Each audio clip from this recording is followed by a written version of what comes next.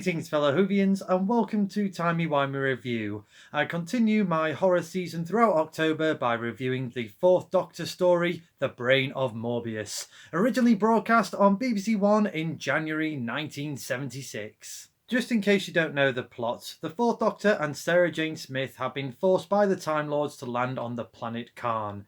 There they meet a brilliant but mad surgeon named Solon, who is hellbent on resurrecting the evil renegade Time Lord known as Morbius. Elsewhere on the planet is the Sisterhood of Karn, who fears that the Doctor has been sent by the Time Lords to steal what little remains of their elixir of life. The Brain of Morbius is a great combination of science fiction and horror, taking inspiration from the movie Forbidden Planet and of course Mary Shelley's Frankenstein.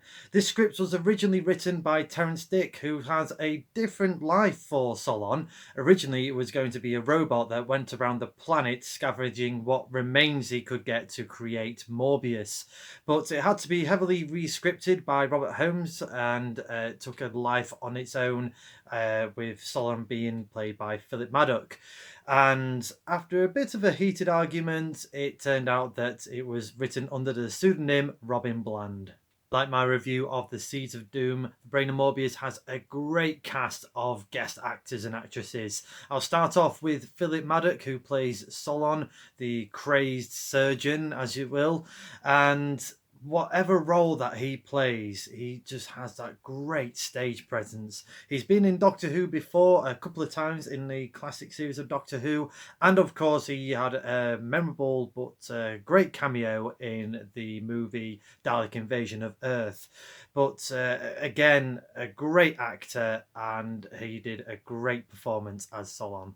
Also, we have a debutante in the form of Colin Fay as Condor, and this is quite a difficult character to portray. He's pretty much the ego of the piece, and it could have gone really basic and a little bit bland with him just going around going, "Yes, master, whatever you say, master." But really, I thought Colin brought Condor to life a bit more.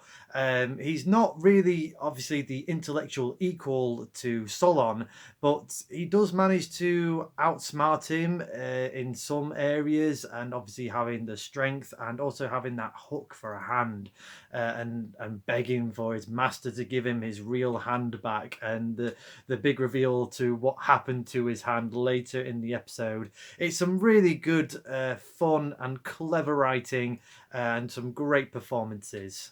I also have to admire Cynthia Grenfell's performance as Maren, the leader of the Sisterhood of Karn. It must have been really tough to try and come across an elderly woman, but yet a very strong woman. But I felt that Cynthia really sold it, especially with her voice and her makeup. She must have been, quite young at the time when filming The Brain of Morbius. But again, all the mixture of the costume, the makeup, and her voice really sells her performance as a 100-year-old woman. I also liked Michael Spice as the voice of Morbius. Very melodramatic, very over the top, but a fun role to play, I must imagine. And I really liked the sort of paranoia side of Morbius, especially in the cliffhanger, I think, between episodes 2 and 3, where Sarah Jane is stumbling in the laboratory and you see the brain of Morbius in a jar, and he's shouting at Sarah Jane that you're one of the sisterhood that's here to destroy me, and she's saying no, and then just the reply of, "Yes, she did!" And it's just a really good line, really well delivered, and it's just a lot of fun. I like the mini speech that Morbius has with Solon, where he's pretty much saying that he's envious of a vegetable being trapped as a brain in a jar for God knows how long. It's just a testament to Robert Holmes's writing, along with Michael Spice's voice work. Not to forget our two main leads, Tom Baker and Elizabeth Sladen. They are in their stride throughout season 13 of classic Doctor Who, and just at the top of their game. I really like the Fourth Doctor being in this sulky mood at the beginning of of episode 1 where he finds out that the Time Lords have messed around with his TARDIS and forced him to land on a planet that he didn't want to go.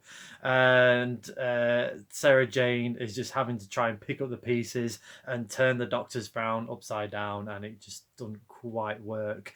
Again, Elizabeth Sladen is just brilliant with Sarah Jane Smith, and just again her character just goes from strength to strength, and just adds another sort of bow to her many layers of Sarah Jane Smith. In case you didn't know, this is the story which could potentially have huge implications from the Timeless Children storyline that kicked off in the end of season 12 of modern Doctor Who. This is the moment where the Doctor battles Morbius and in a mind-bending contest, and we see lots of images of different faces, which is potentially the Doctor's past incarnations prior to the first Doctor. Now, I'm not going to go into in full detail because I want to save that in a couple of weeks' time when I review the Timeless Children episode. But it was interesting to note in the DVD making of extra for The Brain of Morbius that Terrence Dicks was thinking maybe it could have been, there was a theory going out way back in the 70s that it could have been the first incarnations prior to the first Doctor. So yeah, I'll go into that in more detail in a few weeks' time. But interesting that it has been brought up prior to Chris Chibnall and in that DVD extra. I'm going to give The Brain of Morbius a TARDIS rating of 7 out of 10. It's one of those stories that you can look at it in two different ways. You can either take it seriously and just enjoy the stories and the science fiction and the hammer horror elements, or you could just take it as a bit of fun, really, and just have a few drinks with some friends and just take the mick out of it a little bit, but still have a really good time. It just has that charm of just getting away with it, especially as the costume of Morbius. I haven't really discussed it that much in this review, but yeah, it's definitely showing what imagination they do have on a very little budget, especially with the full sort of creature costume. It is a bit silly, it's a little bit over top, but with the grounded story and the horror elements, it does get away with it. It just has that nice fun charm to it. Again, I love the horror elements for this. This is why, again, it's just part of the golden era of Doctor Who, that combination of Robert Holmes, Philip Hinchcliffe, Terrence Dicks being in there, and Dudley Simpson's score as well. I really enjoyed the incidental music for The Brain of Morbius, and it's just, again, a great testament to Dudley Simpson, who's just been around Doctor Who for quite some time at that point, and still bringing a great tone to different stories, especially for the horror story of The Brain of Morbius. It's a fun, compelling story which I highly recommend, especially around the Halloween season, just to get you in that horror mood. You can watch it now on BritBox, but also on DVD. If you do watch it on DVD, I do recommend that you also watch the making of documentary. It's probably one of my favourite documentaries that I've watched on the DVD series for quite some time. Let me know in the comments below your thoughts on The Brain of Morbius, and also let me know in the comments what is your most terrifying moments, stories or episodes from Doctor Who, whether it's from the classic or modern era of Doctor Who, as later on in this month I will be finding out what is the scariest moments in Doctor Who.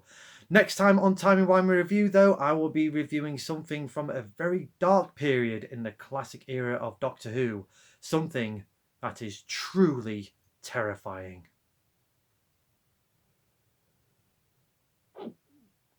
Until then, thank you very much as always for watching. I hope you enjoyed this review. Please like the video, share the video and subscribe to the channel. And as a good doctor once said, if you're going to sit there wallowing in self-pity, I'll bite your nose.